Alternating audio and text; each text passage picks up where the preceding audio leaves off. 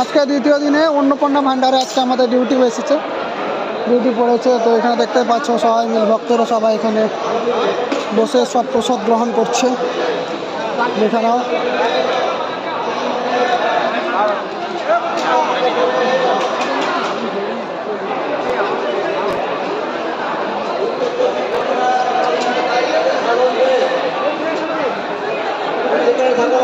চলে এসো,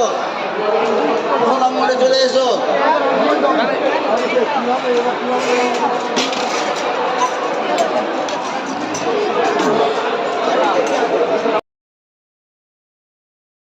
সেই বেগুনের জন্য যে আমরা নিম পাতাটা পেড়ে পাঠিয়েছিলাম তারাপীঠ সম্মিলনে, সেটা আজকে খাচ্ছি।